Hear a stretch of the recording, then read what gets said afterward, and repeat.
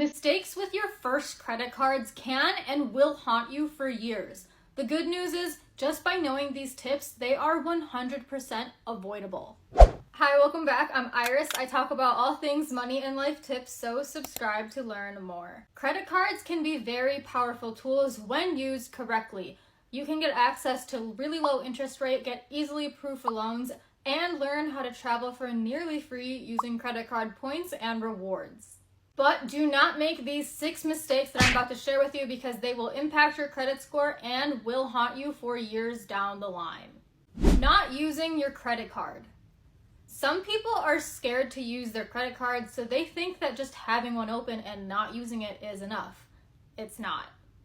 But especially if you're someone who has multiple lines of credit, it's really easy to neglect some of your older cards. But one of the reasons that you want to avoid this is because if you go a very long period with no activity on a card, they might close it on you and that may impact your credit score.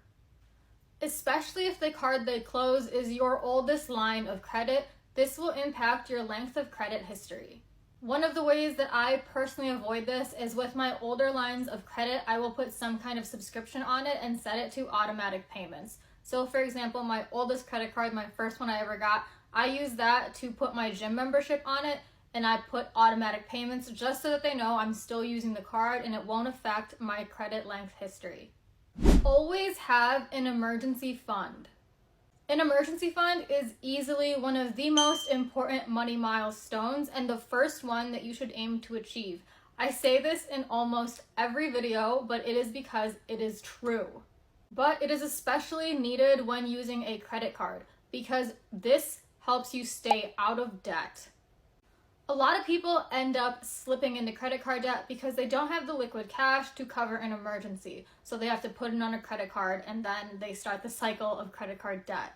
And then later they don't have the money to pay off the card, so now they're getting charged interest and it just starts this cycle of credit card debt. Especially when you're using credit cards, you should always have an emergency fund because you don't want to put yourself in a position into going into debt. And if you don't know where to start with having an emergency fund, experts suggest having 3 to 6 months of expenses tucked away in a high-yield savings account. If you can't buy it twice in full in cash, don't put it on a credit card.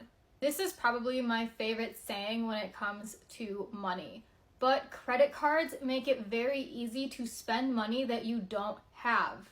And falling victim into that trap will get you into the cycle of credit card debt, which really holds a lot of young people back from creating wealth.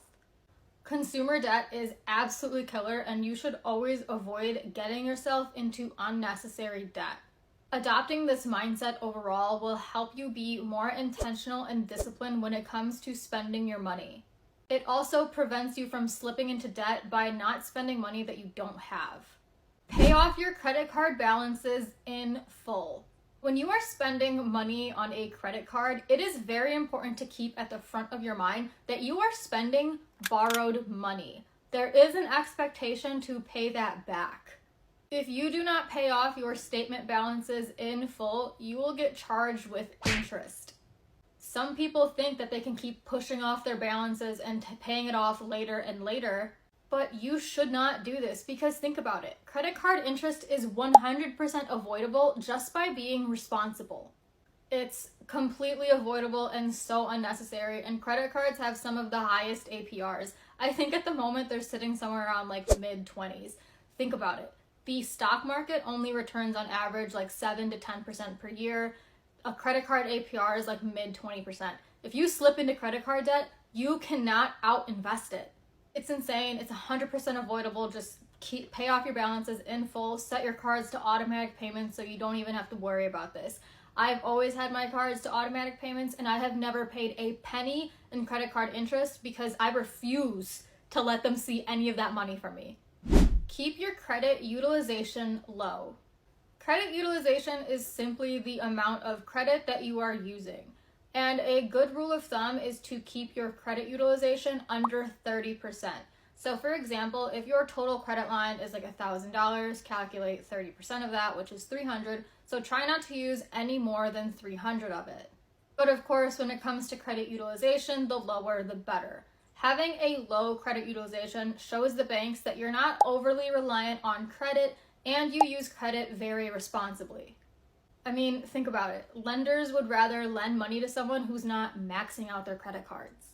Low credit utilization is just an indicator of strong financial management.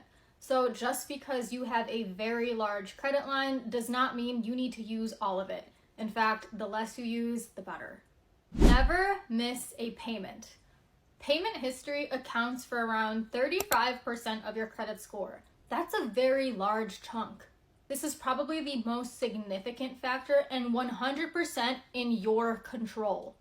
Missing a payment will impact your score, and depending on the card, this may trigger a penalty APR, which essentially means a higher APR will be applied to your current balance and your future purchases. And credit card companies can also charge you a late fee. Missing payments just leads to your current balance growing, late fees, interest. I mean, why would you want to pay more than you have to? And with payment history being such a large factor of your score, this is not something that you want to be careless with. And the easiest way to avoid this is just to set your cards to automatic payments. If you set your cards to automatic payments, you never have to worry about your statement balances or missing due dates because it'll automatically just take care of that for you. If you've ever been told to avoid credit because credit cards are bad and evil and they'll ruin your life, they probably just haven't learned these tips. That doesn't necessarily have to be your experience with credit cards. These are all tips that I implement with my credit cards usage, and guess what? I've never paid a penny in credit card interest, and I have a very great credit score. And now that I've built those disciplined habits and I know how to use credit responsibly, I can now start to learn how to use my credit card points and rewards and learn how to travel for nearly free. Please hit the like button if you found this video useful and subscribe for more because I'll see you in the next one.